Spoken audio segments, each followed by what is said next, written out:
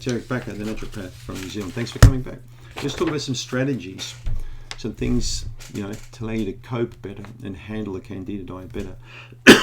So, 10 strategies to stick to your anti-Candida diet.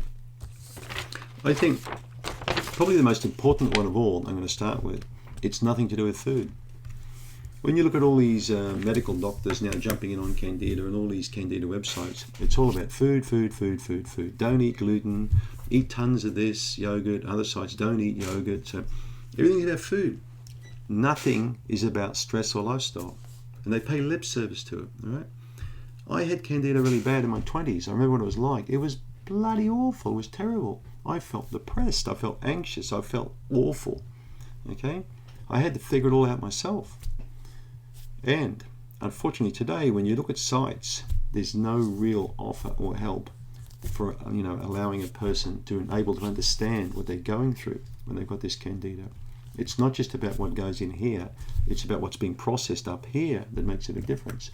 So here's the thing, try and understand, point one, understand how stress plays a role in this whole equation. Stress got you into Candida, all right? Now, meaning stress, something stressed your system to get you into that point. It could have been, like in my case, crappy jobs, working, rotating shifts around the clock, because I used to work in a flour mill, of all places, when I was younger. And I was working, morning, afternoon, night shift, rotating constantly, and I got really sick. Got an infection, antibiotics, Candida, bang, like that. So think about the causes with you. Think about what happened, what pushed you into this state. Think about how you can stop ever going back into this state again. Right? When a child puts his or her hand in a fire, he's not likely to put his hand in the fire the second time. Some people do, but it's not really a good idea. I think you get my point. But I'm trying to get you to understand that stress plays one of the biggest roles in shunting people into obsessions. Okay, into eating the wrong kind of food, into taking drugs, into doing all kinds of things. So if you can look at it from this angle and understand, if you have got stress, that it's totally counterproductive and it's going to keep you in that Candida state for a lot longer by causing you to be immunocompromised. I've discussed that enough on how the adrenals play a key role, initially with high cortisol and eventually by suppressing it. When it gets really high, causing you to be more immune compromised. And this is how you stay sick. So you need to work on the stress angle. Look at the job. Look at the relationships. Look at yourself. Get this sorted. All right? That's point number one. Point number two. We just completed a video previously about the sugar in the diet. I'd like you to look at that on strategies to cope or how to get sugar out of the diet. I've made many videos on sugar on this channel. So needless to say, if you can't avoid sugars in your diet, you're not really going to get very far with Candida. So that's one of the strategies, is to get out of it. And how do you do that? Well, look at the video I did just before on sugar, because it shows you how to maintain that sugar-free diet until you don't have that taste for it anymore. Okay? So let's have a look. The third point is going to be the vegetable consumption. To me, that's one of the key things of the diet, is eating the right type of veggies and having fiber, plenty of fiber in your diet. Slow to start with, gradually building up your fiber content. Some sites will keep away from pumpkin, sweet potato, starchy foods. Yes, for a lot of people with bad gut, it's good advice. But if your gut's not too bad, and you've got, say, jock itch or vaginal thrush, but you can tolerate starchy foods without too much bad issues, you're probably okay to have it in moderation. My book explains that whole concept. Fruits, of course. The third point. Sorry, that's the fourth point. With the fruits in the diet, remember, low sugar fruits. Again, when I came out with this in 2013, nobody was really talking about low sugar fruits back then. People just said avoid all fruit. But I was quick to point out that not all fruits are bad with Candida. Avocados are perfectly fine. So are usually citrus like lemon and lime. And many people can get away with kiwi. Kiwi fruit's fine for a lot of people, for example. So not all fruit is off the menu. Right? So a strategy for that is, again, telling yourself, I'm going to have the low sugar fruits now, but as my gut improves, just like mine has for a long time, you can eat any fruits. All right? So tell yourself that. I'll stick with these few fruits, but then I'm going to eventually have everything. It's called delayed gratification, okay? Point number 5, cultured and fermented foods. I love them, and I think they're really good place in the diet.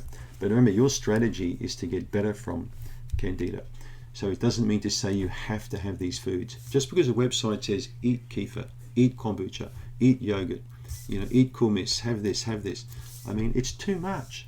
It's all too much, okay? That's like wearing Gucci and like 10 different labels all at the same time, okay? You look like a fool and you'll feel like one, all right? So you don't need all this in your diet. You may be like me and just have a little bit of this or a little bit of that. I like sauerkraut, which I make myself. Also, I like yogurt. You may be different. Depends on what you like. Don't be shunted into something because someone tells you it's good if you don't like it, all right? You may hate it, all right? What are we up to now? 1, 2, 3, 4, 5, 6. Coffee. Now, here's a good strategy for you. When you go out, tell yourself the coffee's fine, but 1 coffee per day if you're really bad, and usually have it in the morning, all right? And you don't add sugar to it. So you have a black coffee, you may want to put a little bit of milk in there. I'm perfectly fine with that, all right? And again, your strategy to tell yourself is in time, you'll be able to have maybe more coffee in the afternoon, but just be careful, all right? What are we up to now?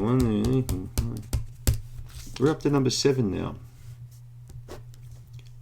Don't avoid gluten if you don't want to, all right? Don't feel bad if you still have some small elements of gluten in your diet. But the strategy is to beat yourself up if it's bad gluten, poor gluten.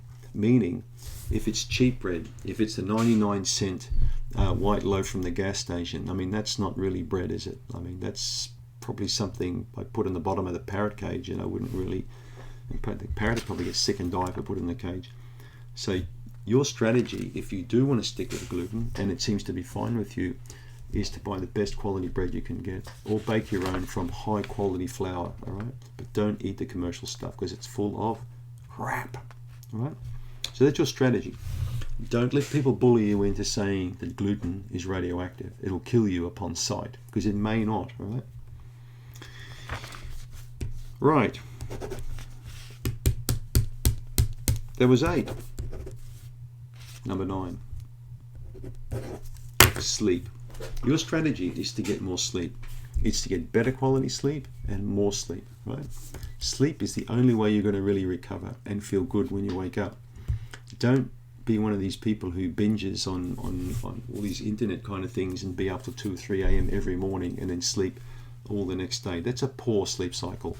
That's going to lead to adrenal, depression. You'll end up with fatigue, with thyroid dysfunctions. You'll end up sick. It's not a good lifestyle. Remember, lifestyle is akin to health. Poor lifestyle, poor health. Good lifestyle, good health. Outstanding lifestyle, incredible health. It's true. Last one. Last one. What do you think the last one is? Is there a last one? Yes, there is a last one. It's movement, right? Meaning, sitting on a chair all the time with a computer or playing Xbox constantly is not really conducive towards getting you out of the Candida state. So your strategy is every day to do some movement, preferably for half an hour, an hour. I don't exercise as much as I used to, mainly because I'm so physically active around the garden and with the bees and all sorts of work that I constantly do. And my body weight is exactly where I want it to be. So ask yourself this question: is your body weight where you want it to be? Do you need to move more? Movement is exceptionally good for Candida because it boosts well-being and also helps to stimulate your immune system, which will help you, significantly. It'll also improve your sleep cycle. So this is where the movement and the sleep come hand in hand to build your health up. Try and follow these 10 points, all right? Because what you're going to find is, if you do, you'll get a big benefit from them. And thanks for tuning in.